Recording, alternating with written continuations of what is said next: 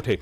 अच्छा फैसल जोहल साहब आपकी तरफ आना, इस तरह ये फरमाइएगा, आप बार बार कह रहे थे कि मियां नवाज शरीफ साहब कहाँ हैं, मियां नवाज शरीफ साहब कहाँ हैं, और गवर्नमेंट ने डिक्लेयर किया है कि प्राइम मिनिस्टर हाउस में जब ये ऑपरेशन का फैसला हो रहा था तो उस वक्त मियां नवाज शरीफ साहब वहाँ मौजूद थे और उनकी इनपुट ली गई और उनके सामने ये डिज़ाइन हुआ सारा, तो मियां नवाज शरीफ साहब तो यही थे 3 तारीख से।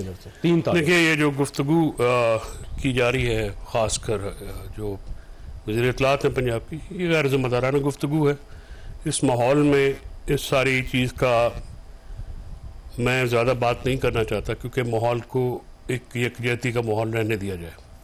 मियां नवाज शरीफ से बदकिस्मती में की बात है, आपके शोज़ में भी हमने ये बात की, वो जब मौका था तो तब तो वो कुछ नहीं कर सके, लिहाजा ये पता लग गया है कि वो तो पीटीआई भी गायब हो गई। नहीं, पीटीआई गायब नहीं हुई। देखिए तो सब ये तो गवर्नमेंट का रिटॉरिक है ना, कि जब भी पीटीआई के जितने भी लोग थे, पॉलिटिकल जमात थी, हम तो खड़े हुए। देखिए आप अब मैं नवाज शरीफ साहब कोई बात को डिस्कस कर लें तो फिर पीटीआई को लताड़ लीजिएगा फिर सारे, ये काफ़ी है इनके लिए। अच्छा पहले आप लताड़। हाँ मैं ये कह रहा हूँ कि जब जंग के बाद जो चीज़ आए ना उसको अपने मुंह पे मारते हैं, तो ये बयानात जो हैं ये तौहीन है हमारी आर्म फोर्सेस की। Operation was design, conducted, executed by arm forces. ठीक है। जनरल आसिम मुनीर हमारे एयर चीफ हैं, नेवल चीफ हैं, ये पूरी एक कमांड जो होती है, इसको अगर हम इफ्स एंड बट्स और खामखा जो है किसी के गले डालने की कोशिश करेंगे, पोलिटिसाइज करेंगे, ये पोलिटिसाइज करने वाली बात नहीं है। Do not politicise it. मैं बिल्कुल ये रिक्वेस्ट करूंगा कि ये इंतहाई ये खुश करने की बातें होती है, लीडरशिप की खुशामद में इतना नहीं आगे जाते। ठीक है, एक बात है, आपने वो नहीं बोले, सारी दुनिया को पता है, हम उसमें फिर बात करना शुरू करेंगे फिर आपको तकलीफ होगी। हम पोलिटिसाइज करना नहीं चाहते, ये बहुत बड़ी कामयाबी है, पाकिस्तानी कौम की कामयाबी है, पाकिस्तान की कामयाबी है, उन शहदा की कामयाबी है, उन सिविलियंस की शहीदों की कामयाबी है, उन हमारे जो जवान हैं उनकी कामयाबी है, पीएफ की कामयाबी है, जिसने हिस्ट्री में मतलब एयरफोर्स की हिस्ट्री में एक नई लिख दी है। So let it be a common pride. इसको अगर आप इस तरह से करेंगे तो फिर मामला गड़बड़ होगा, ये जाति की बात। अफनान साहब वैसे ना कोई बाज़ का गैर जरूरी बयान दे देते हैं आप लोग। मियां नवाज शरीफ साहब ठीक है, वो लीडर हैं आपके, और प्राइम मिनिस्टर जाहिर उन्हीं की पार्टी के हैं, चीफ मिनिस्टर उन्हीं की पार्टी के हैं। जब प्राइम मिनिस्टर फैसला कर रहे हैं, फैसला करने के बाद कामयाबी होगी, तो मियां नवाज शरीफ साहब को घुसेड़ने की दरमियान जरूरत क्या थी आपको? जी बिस्मिल्लाह रहमान रहीम। देखिए बात यह है कि ये एक अजीब इत्तफाक है इस मुल्क के अंदर कि जब भी इस मुल्क में कोई बड़ा काम हुआ है तो नवाज शरीफ जहाँ उसका लीडर था यहाँ वजीर आजम था। अब एटमी धमाकों के टाइम पे भी यही इसी तरह की बातें की जाती थी। उसके बाद JF-17 सुन लेना मेरी बात, JF-17 प्रोग्राम किसने शुरू किया? नवाज शरीफ ने किया। ठीक है बात। CPEC किसने किया? G10 किसने लिया? सुन ले मेरी गुजारिश। J10 इमरान खान साहब ने लिया।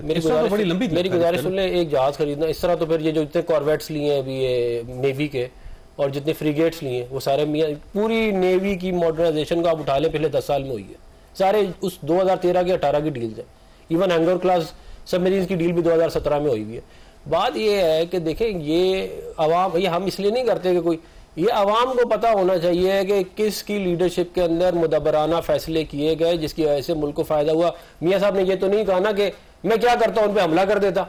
बहुत सारे लोगों ने ये भी कहा कि मैं क्या करता, मैं उन पर हमला कर देता। हाँ सॉरी, एक बंदे ने कहा। और उनके साथ उस वक्त जो मेरी गुजारिश है सुन ले, मैं आपकी बात में नहीं बोला। और उस वक्त जो उनके साथ थे ना जनरल साहब, उनकी भी टांगे कांप रही थी।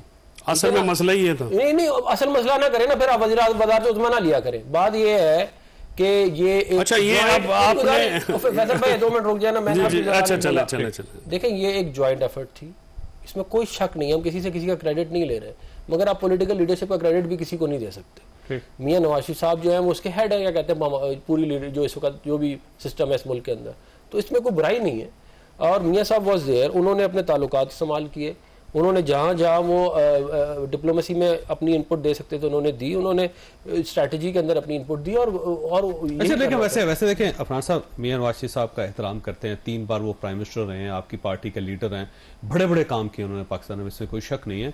लेकिन अगर ये सारा सिनेरियो चल रहा था तो उन्हें कम से कम एक बयान जरूर देना चाहिए था। मियां साहब मुकम्मल खामोशी। देखें मैं आपको एक बात बताऊँ, मियां नवाज शरीफ साहब जो है वो बयानों से ऊपर जा चुके हैं ना। उन्होंने, आप बयान की बात तो आप उससे करें जिसने एटमी धमाके ना किए हो, बयान आप उससे कहें जिसने बाकी जो मैंने आपको चीजें गिनवाई उन्होंने ना किया, उनके ऊपर आप कह रहे हैं जी अब ये ऐसे ही जैसे और भी बहुत सारे लोगों ने बयान नहीं दिया। इमरान खान ने नहीं दिया था, बहुत सारे लोगों ने नहीं दिया, नहीं, और भी बहुत सारे लोगों ने। मेरी गुजारिश सुन लेना यार, देखें मैं बहुत सारे लोगों ने हिंदुस्तान की लाइन टो की। बहुत सारे लोगों ने ये कहा कि इमरान खान नहीं तो पाकिस्तान नहीं। बहुत सारे लोगों ने ये नहीं अभी भी कहा कि इमरान खान को बाहर निकालो। आपको मैं इनकी ट्वीट लगा के दिखा सकता हूं कि जब मुल्क में जंग थी तो क्या कह रहे थे, इमरान खान को बाहर निकालो, इमरान खान को बाहर निकालो। यार आप मतलब कि खुदा का खौफ करें, मुल्क के अंदर जंग लगी हुई है, आप अपनी 1.5 ईंट की मस्जिद बना रहे हैं, आप लुच तल रहे हैं उस वक्त। बात यह है कि आप अपना कंडक्ट देखें कि जब वो हक में फैसला आ गया अल्लाह ताला की मेहरबानी से, और इसमें अल्लाह ताला की मेहरबानी है, देखें अल्लाह ताला की मेहरबानी, और हजारों साइंटिस्ट, टेक्नीशियंस, हजारों लोगों ने उन सिस्टम्स को डेवलप किया। साइबर हमारे वॉरियर्स, जो इंटेलिजेंस ऑफिसर्स, इंटेलिजेंस के लोग थे, वो ये इट ऑल केम टुगेदर, ठीक है ना। ये मैं ये नहीं कह, ये सब की आप किसी से लोगों ने देखे JF-17 पे प्रोग्राम पे लोगों ने काम 25-25 साल कर लिया, जिन्होंने इस प्रोग्राम को बनाया, उनको डिजाइन हेड किया। फिर मुसफ अली मीर साहब जो है, उनका कितना बड़ा कंट्रीब्यूशन, आज उनका नाम लेना बहुत जरूरी है, कि उन्होंने कहा कि मैं JF-17 का इंजन को और उसके जो बाकी सिस्टम को अलग कर रहा हूँ, क्योंकि उस हमें कोई इंजन नहीं दे रहा था, तो हमें we had to separate the two, और उसकी वजह से हमने जहाज डेवलप कर लिया, और बाद में हमें इंजन जो है वो रशिया से मिल गया, और अब हमने चाइना से ले लिया, यूक्रेन से मिले, नहीं रशिया से मिला, RD-93।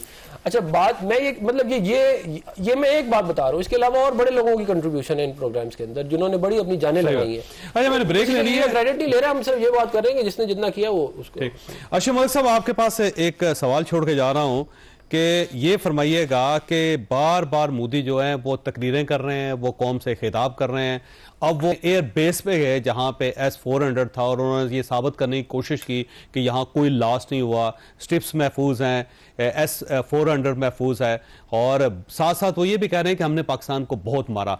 अब ये जो नैरेटिव है मोदी का, क्या वो बिक सकेगा, क्या इसके ऊपर यकीन कर सकेगी दुनिया या नहीं कर सकेगी, और क्या इसके बाद जो डायलॉग होने हैं पाकिस्तान और इंडिया के, क्या उसकी कामयाबी का कोई इम्कान है या नहीं? छोटी सी ब्रेक को ब्रेक के बाद दोबारा जरूरत।